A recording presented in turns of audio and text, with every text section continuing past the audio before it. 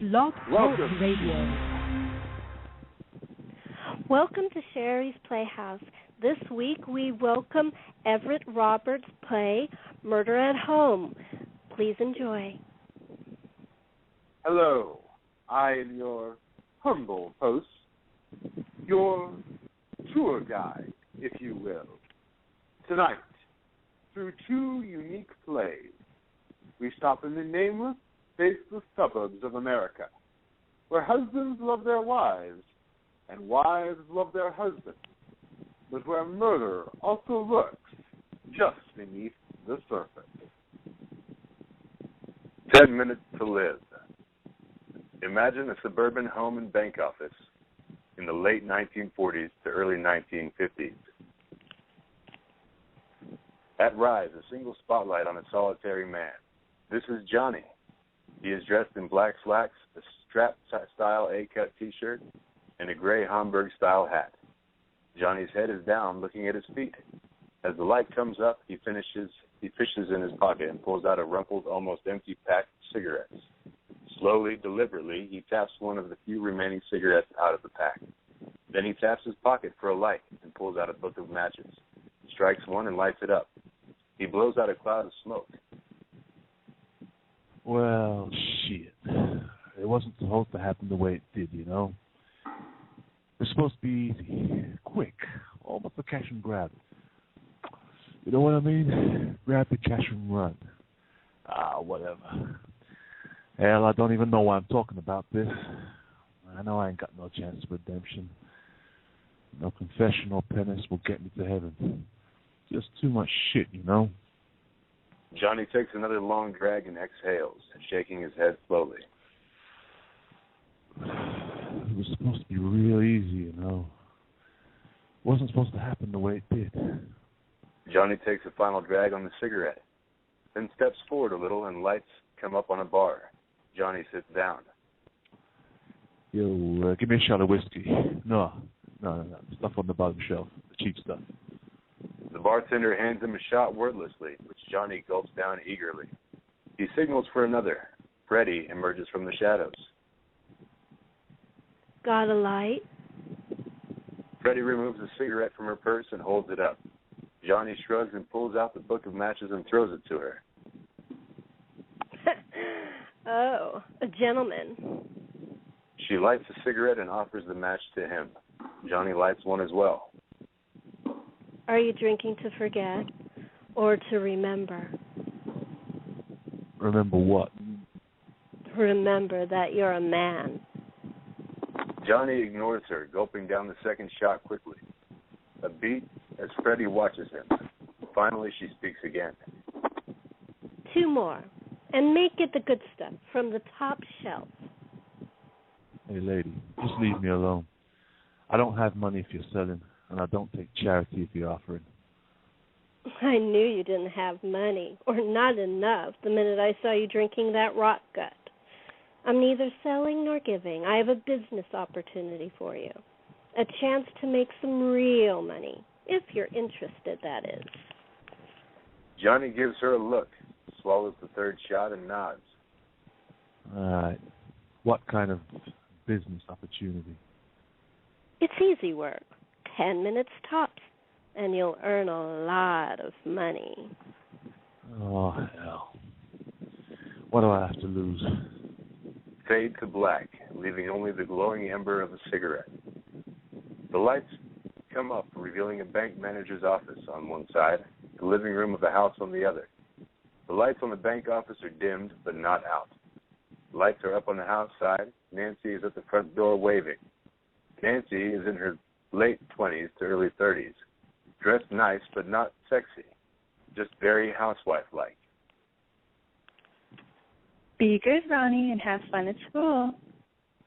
She waits for a moment, closes the door, and then turns to the living room.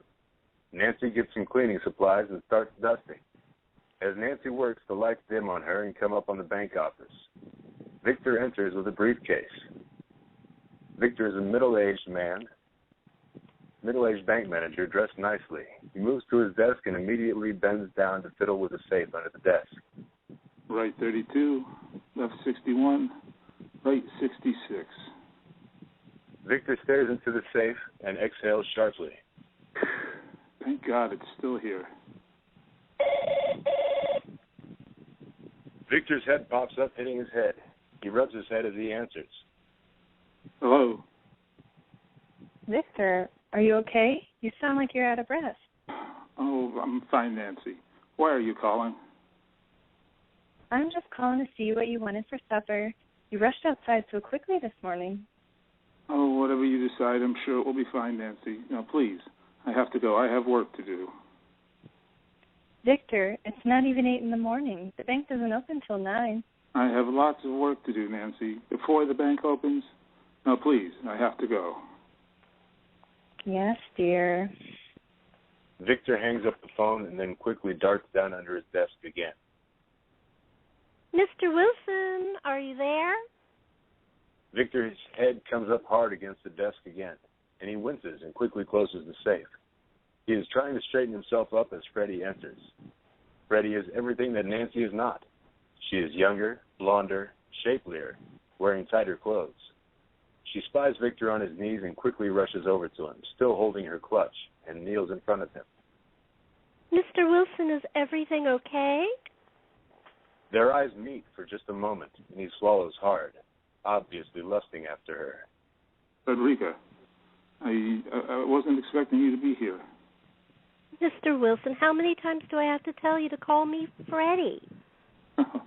Oh, every day since you started working here. So only 31 times. She winks and smiles as Victor blushes and starts to stand up. You still haven't told me what you're doing here this early. I'm here at this time every day. You don't think that coffee you enjoy so much just makes itself, do you? I suppose not. Now, what are you doing here this early? Hiding a present for someone? A present? What? For your wife's birthday? My wife's birthday? Mr. Wilson, don't tell me you forgot Nancy's birthday. Of course not. Freddie is still on all fours, very provocative and trying to peek behind him. So, what did you get her?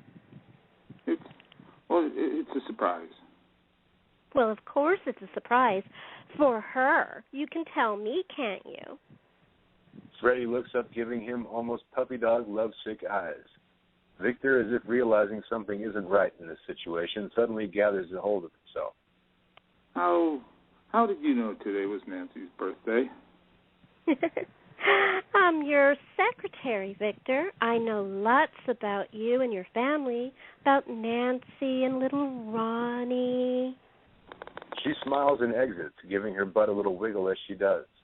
Victor sits there in silence as the lights dim on him and come up on Nancy, who has resumed her cleaning. Nancy pauses, confused, not sure who is ringing the bell this early. She is hesitant at first, unsure if she should answer the door. A beat, then Nancy moves to answer it. I'm coming. Nancy moves to the door and opens it. Can I help you?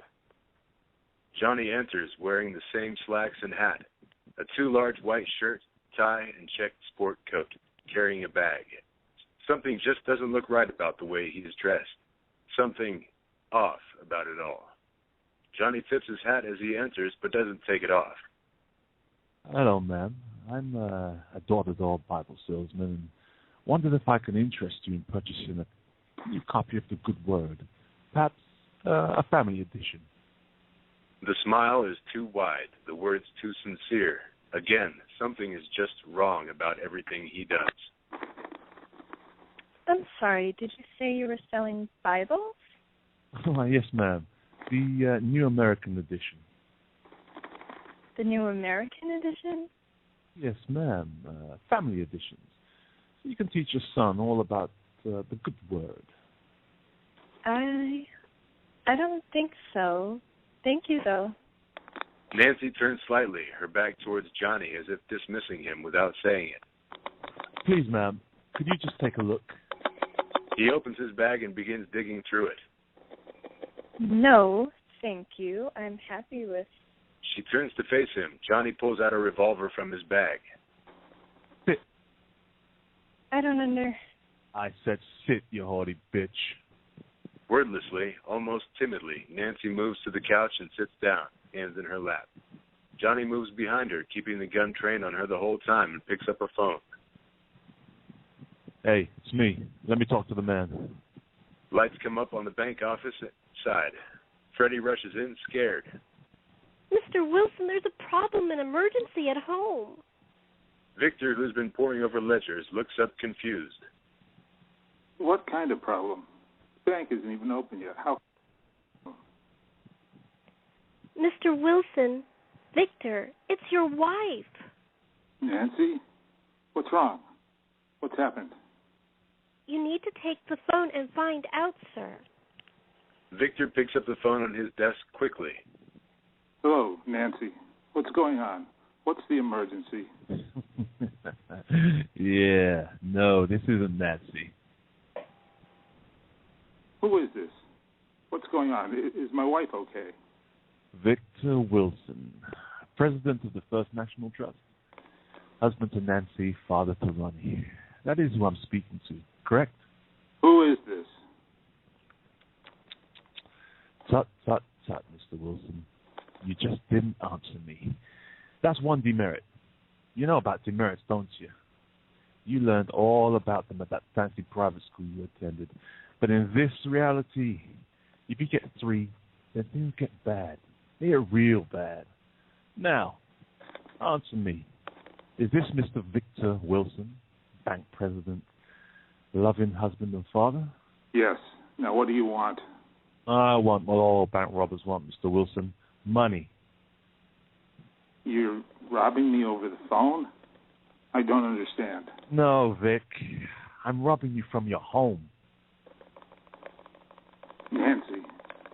It's safe, for now. Now listen closely and carefully. Do exactly what I say, and Nancy will live, and Ronnie, well, you'll never know what happened today. Do you understand? Yes. Freddie, who has been watching intensely and worriedly, leans in. Is everything okay? Victor nods to Freddie. Good. Now, it's my understanding you have embezzled close to $500,000 from your bank. Nancy looks up shocked. Victor starts shaking his head. No, that's a lie. How could I? Don't know how you did it, and frankly, I don't care. I just know that in your office, under your desk, there is a safe, and in that safe sits $500,000. That's a lie. No, that's a lie, Vic. All 3 of us know it. All 3?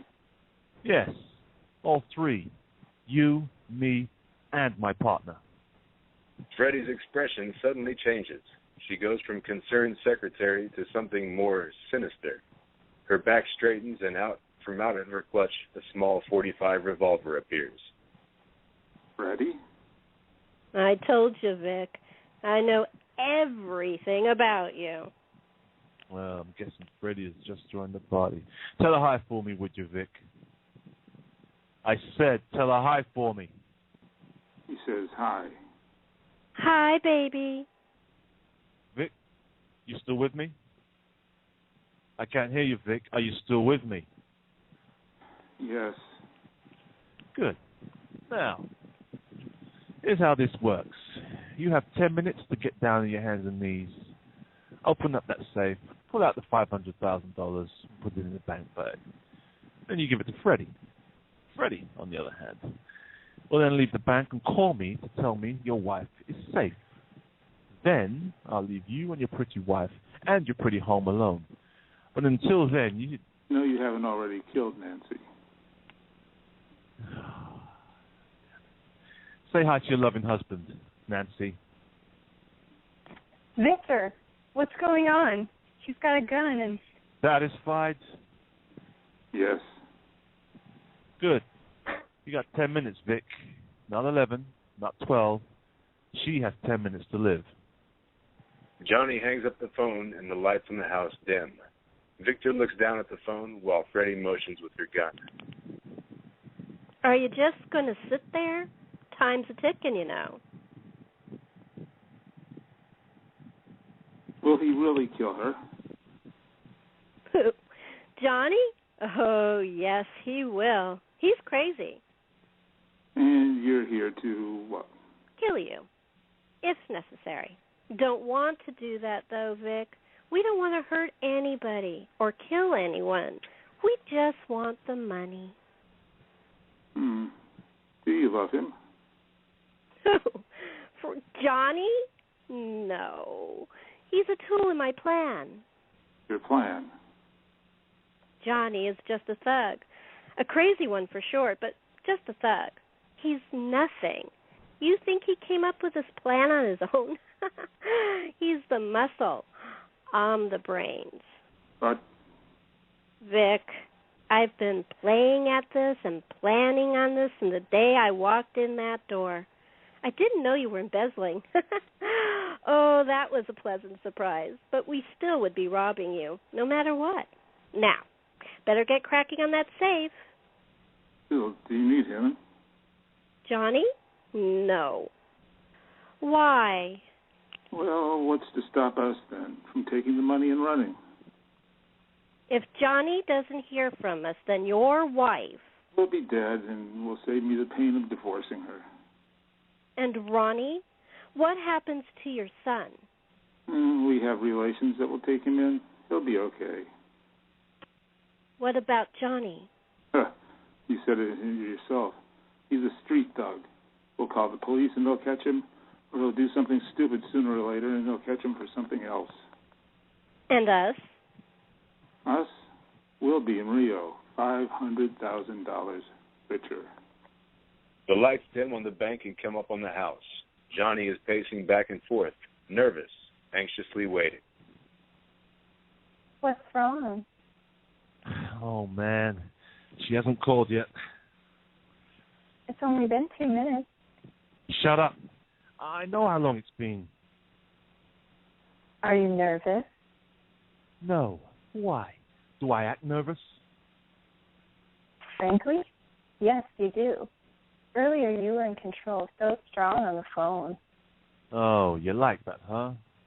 You like me being strong, ordering your husband around, right? No, that's not what I... Yeah, did I turn you on, huh? Were you hoping I'd tie you up too? What? No. Johnny reaches down and caresses Nancy's face. Nancy pulls back. You're hoping that he calls back, eh? Ask for more time. He will, you know. Freddie told me that he would. He'll stall. Try to figure out how he can pay us off and still keep his money. Aren't you afraid he'll call the police? They could be on their way here any minute. You little bitch. He slaps her hard and Nancy goes to the floor.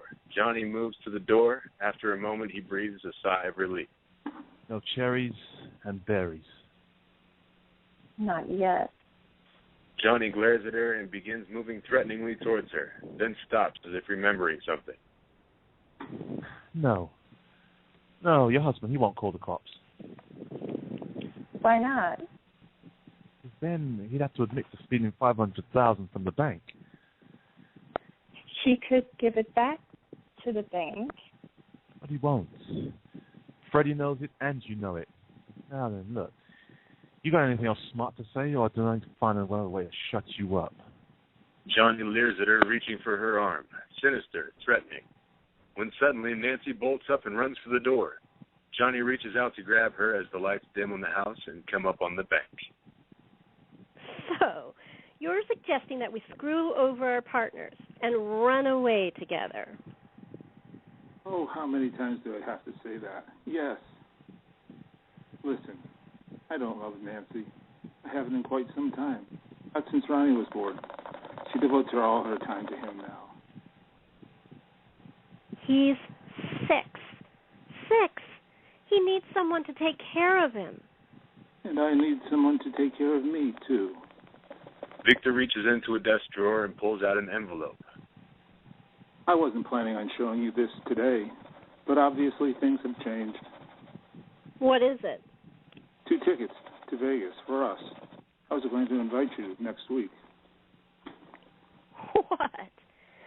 tell me that there's a bankers convention or some such thing, and then get me to sleep with you. Oh, you aren't the first bank I've robbed this way, Vic, and you won't be the last.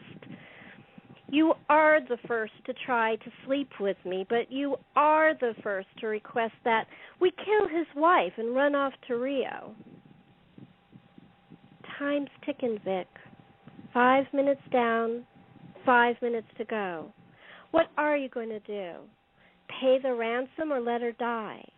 5 minutes to decide. You won't do it, Vic. You don't have the sack.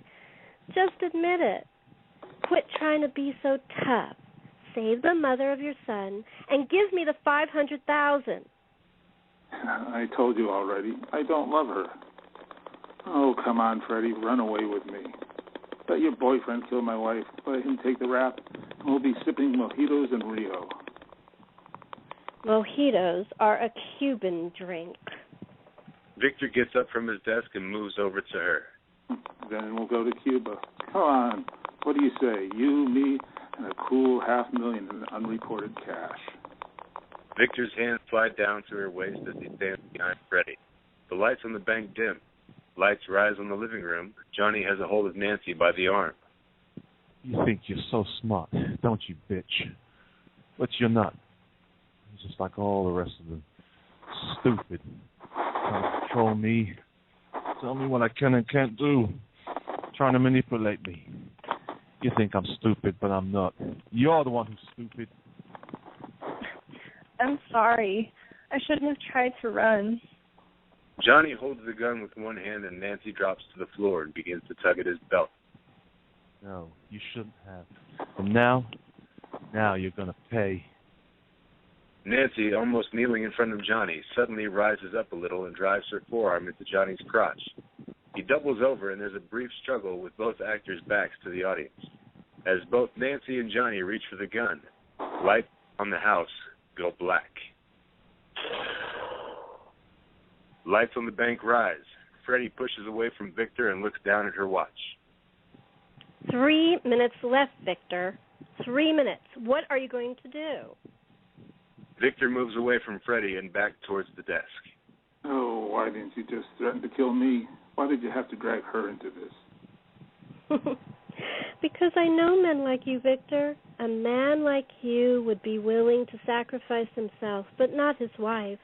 In fact, I don't think you'd ever harm any woman. I was willing to let you kill my wife. All you had to do was call him and tell him to kill her. Could have sat here and had a drink and watched the time tick by. Victor, I know men like you. I've known men like you my whole life. Men who take what they want and don't care about the consequences. You think you're above things, and you're not. You are weak. You think you're a man, but you're not. You've forgotten what it means to be a man. Why should you get to do what you want to and I don't? That's why I did this, to prove that I can do whatever I want and get away with it. You think I want you? I can have any man I want. I can have anyone I want. I can have anything I want.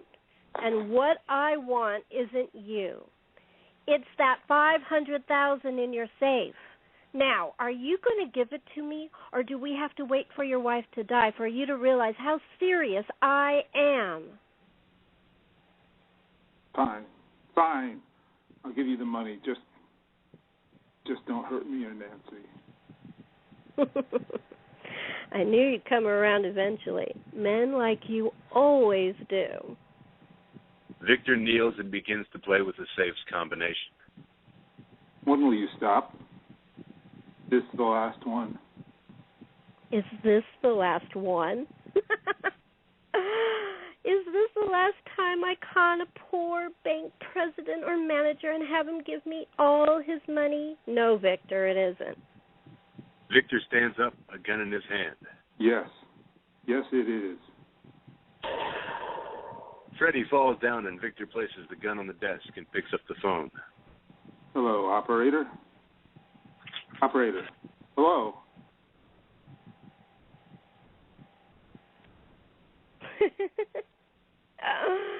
Oh, Victor, I've been ahead of you this entire time. Did you think I wouldn't know about your gun? That I wouldn't have taken care of it? Now, open the safe and put all the money in the bag. Victor kneels again, opening the safe, and begins placing stacks of bills on the table. Are you happy now? Are we finished? Me? Oh, I'm thrilled. My business with you is done. But there is someone else who wants to have a final word. The door to the office opens, and Nancy steps in, holding a gun. Nancy? What's going on? Nancy slides up to Freddie and smiles. Victor, do you think I'm stupid? Do you think I didn't know about all your indiscretions, all your lies? I knew about every one of them. I've been planning this for quite some time. Then, when I met Freddie, I realized that our plans were beneficial to each other. And now, our plans have come to fruition. Nancy, now wait. What about Ronnie? Now you decide to ask about Ronnie? Now you show concern? Victor, you haven't cared a thing about Ronnie since he was born. Did you think this was just about what you've done to me? Victor, this isn't just about us, but also for your son. When was the last time you went to a ball game or played catch with him in the yard, taught him how to throw a baseball or a football? You couldn't even be bothered to teach him how to ride a bike. Now you decide to ask about him? Between the money you've embezzled and your life insurance policy, we'll be taken care of. Ronnie, me, and Freddie. Nancy, please, let me explain. Goodbye, Victor. Victor falls over dead from Nancy's gunshot. Freddie stacks the money in Victor's briefcase, then takes Nancy's hand. Together they exit. Fade to black. Well, Nancy certainly took care of business, didn't she? A new life and 500,000 new bills to start that new life with. Well, that leads us to our next play tonight. The suburbs aren't just about embezzlement and murder, but also about family. How far will a man go to protect his legacy? How far will his best friend go to find the truth? They say vengeance is a dish best served cold, but like a fine wine, it must first be chilled. Olivia's room. The time, the present. A scene, a wine cellar. We open on a wine cellar. A single table, small and draped with a black tablecloth, 2 wingback chairs, 2 long-stem wine glasses, and a bottle of wine resting in a bucket. The bucket itself is highly polished silver. Everything is stark and minimal. Hanging above one chair, just barely out of sight, is a hangman's noose. One more glass of wine? Just one. Of course, Jacob. Just a single glass. 2 men enter the wine cellar. Jacob is an older, fatter man.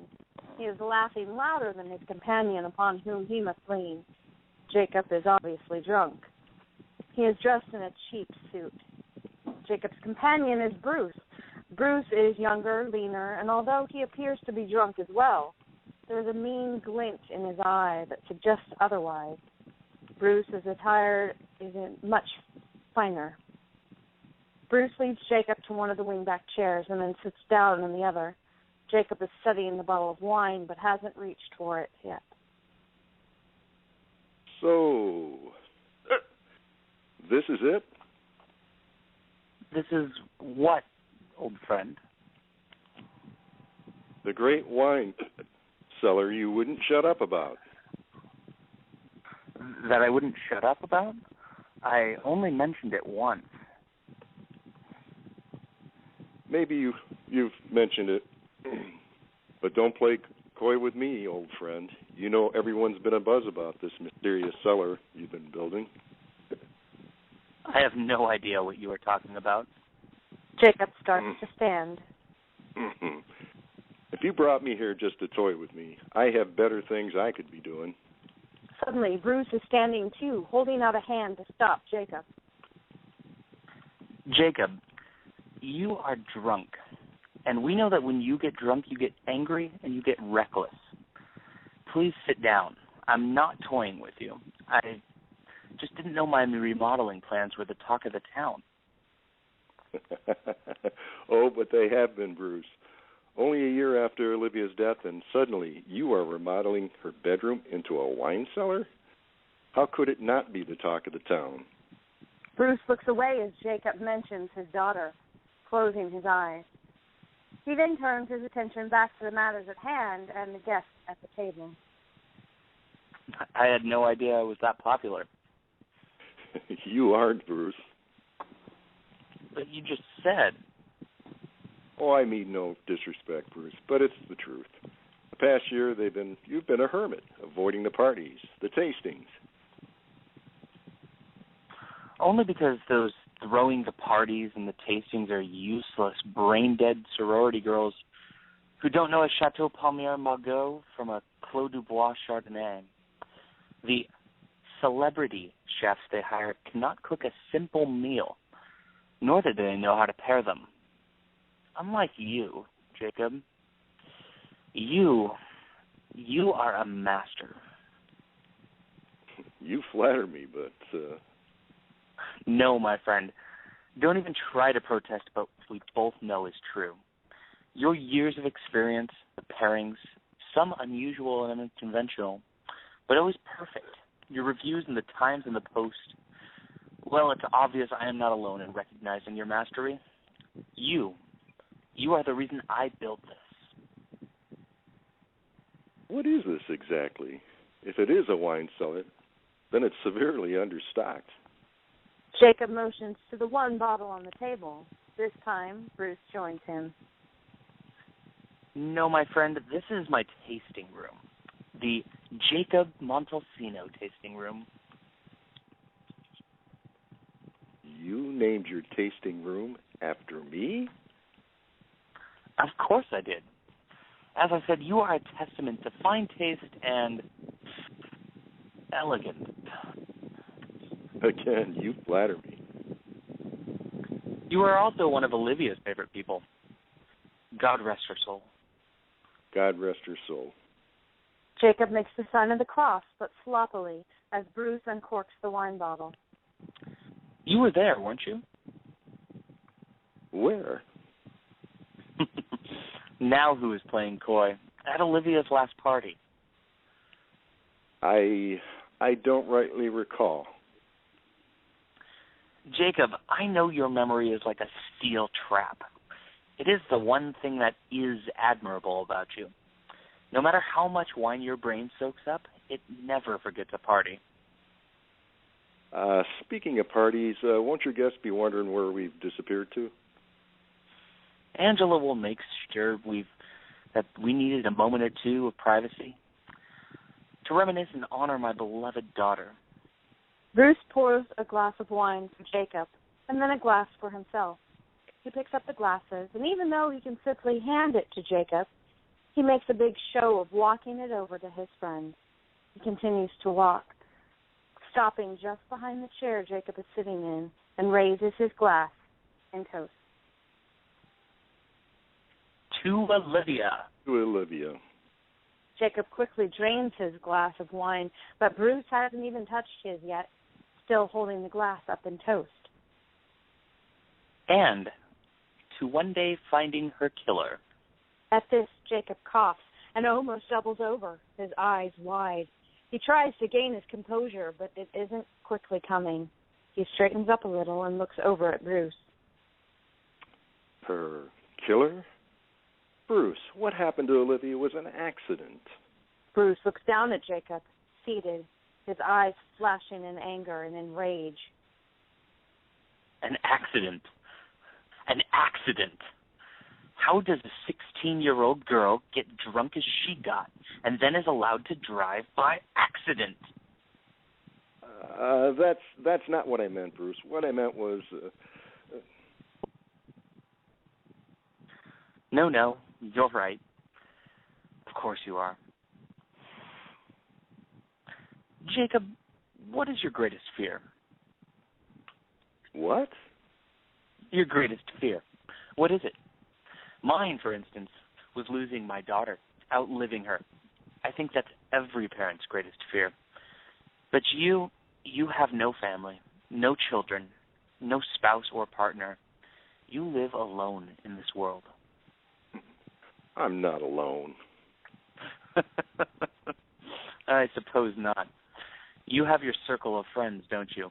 Those hanger-ons who circle around you like carrion circling on a rotting corpse, who hang around you only because of your reputation, unearned at that, grants you access to the parties where booze and drugs flow freely. That's enough. I'm leaving. In one deft moment, Bruce is also up and has grabbed a hold of Jacob's arm and forces him back down into his chair. Sit down, shut up, and listen. Jacob starts to stand again, but the drink, the obvious drunkenness, and age makes him an easy target. Bruce pushes Jacob into the chair. There's a cold gleam in Bruce's eye as he towers above Jacob, almost daring him to try again. Bruce, what are you doing? Help! Someone, please help! I told you to shut up. What are you doing? Your greatest fear. What is it? Why are you doing this? What is your greatest fear? Bruce! Answer me, damn it. I told you mine. Now tell me yours. To die alone. Are you happy now? Is this what you wanted to hear? Now why are you doing this? Am I happy? Am I happy? No. I will never again be happy, for the reason my happiness is dead. Dead because of you. My daughter, the shining light of my life, is dead because of you. I didn't kill Olivia. Don't lie to me. I know you did. Bruce, I would never have hurt Olivia. The only reason she went is because you were there, her Uncle Jacob. She would have never associated with those people if you hadn't been there. You got her drunk, then you let her drive home drunk. You are the reason I am living out my greatest fear, and now I will be the reason you live out yours. What? Bruce, what are you talking about? Oh, we both know the truth, don't we, Uncle Jacob? We both know that Olivia wasn't behind that wheel. Bruce, you're my oldest friend, and I'm going to tell you this out of my love for you. You are letting your grief blind you. Jacob, you bought off the police when they showed up at that accident. Did you think $10,000 would be enough to silence them forever? Did you ever consider that someone might pay them more to tell the truth? The truth? What is the truth, Bruce? How do you know these men didn't lie to you, to tell you whatever story you wanted to hear?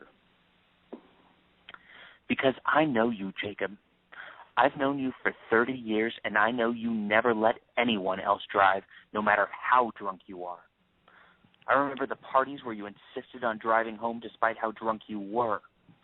I know that you were at that party and that the taxi service you called records picking you up just a few miles from the site of the accident. I know all of this because I know my best friend, and I knew my daughter. I knew who was more likely to drive home drunk.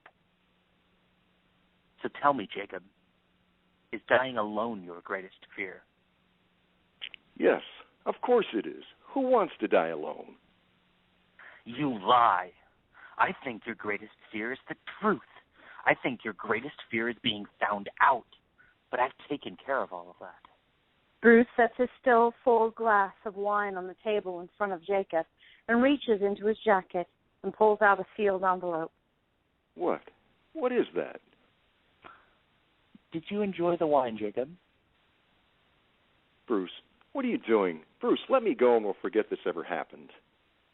Did you enjoy the wine? Yes.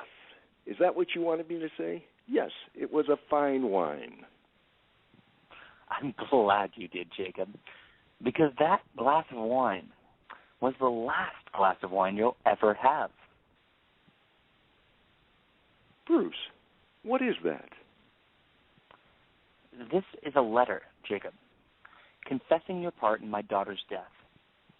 Now, a year later, you are so distraught that you've come here to her room to have one more glass of wine, one last glass of wine, before you make amends for your sins. You're mad. You're going to kill me in cold blood. Bruce reaches up and pulls down the noose, hanging unnoticed above Jacob. Bruce, you're my oldest friend. What are you doing? I'm not going to kill you, Jacob. In fact, I'm going to leave you now. Leave you alone.